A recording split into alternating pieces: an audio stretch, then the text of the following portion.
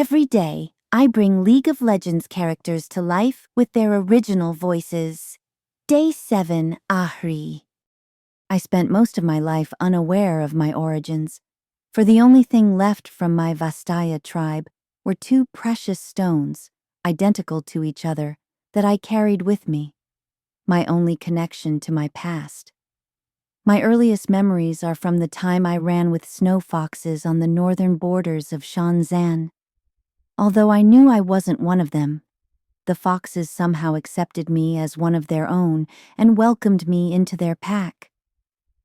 Despite everything, I felt a deep connection to the wild, predatory lifestyle and the forests around me. Over time, I realized that this bond came from my very essence, imbued with Vastaya magic and the spirit realm beyond the world. However, with no one to teach me how to harness this power, I learned on my own. I mostly used my magic to sharpen my reflexes during hunts, and I also discovered that I could calm a frightened deer when I approached carefully. Even when Ahri and the pack sank their teeth into their prey, the animal would quietly stand still. The mortal world, much like the snow foxes, felt foreign and unsettling to me, but for reasons I couldn't explain, I was drawn to it. People, especially, were crude and violent creatures. One day, a group of hunters set up camp nearby, and I began watching them from a distance as they went about their ruthless work.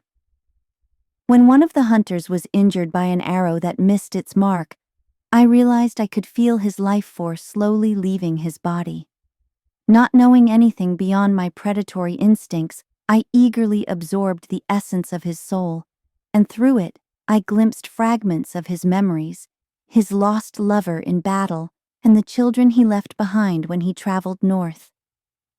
I gently shifted his emotions from fear to sorrow, and then to joy, as I soothed him with images of sunlit meadows as he passed away.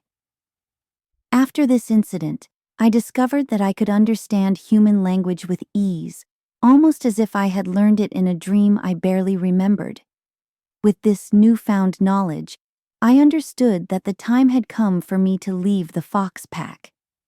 As I wandered through the farthest reaches of human society, I felt more alive than ever. While my predatory nature hadn't changed, I became immersed in new experiences, emotions, and traditions throughout Ionia. At the same time, mortals showed a great deal of interest in me. I used their attention to my advantage, enchanting them with beautiful memories, deep desires, and sometimes even dreams filled with pure sorrow, while I absorbed their essence. Over time, I became almost addicted to the memories of others. Despite being aware of the sadness and grief I caused my victims, I found excitement in ending their lives. Each fleeting memory, filled with heartbreak and joy, made me crave more. It wasn't easy to experience these moments, but when I tried to pull away, I could feel my power weakening, and I couldn't stop myself from repeatedly sharing in those memories. Eventually, I began to see myself the way mortals saw me, like a monster. Then one day, an artist encountered me. When he first saw me, I was leaning over a man, draining his life essence. While others would have fled from this scene, the artist stayed and, in return for my affection, offered his own life essence. It was then that I opened myself to love and to being loved for the first time. In the days that followed, full of laughter and warmth, I soothed my hunger by absorbing the essence of my lover. I was truly, deeply happy, until one day I lost control and drained his essence completely. The first and only person I truly loved died, and I was overwhelmed by despair. Losing the one person who had genuinely loved me left me heartbroken. I withdrew from society and became obsessed with learning more about my origins, hoping that understanding my roots would help me control my abilities.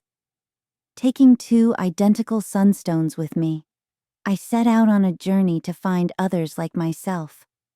My travels took me beyond Ionia, across all corners of Runeterra, Eventually, I discovered that my ancestors were the Vasani, a Vastaya tribe. Before they perished, they had bridged the world with magic and innovation. Inspired by the memories of the Vasani, I began my journey to find what remained of my tribe. I now hope to carry their legacy forward, spreading goodness in the world as they once did, without carrying the heavy burden of regret. I also wish to leave behind the memories of others and create my own.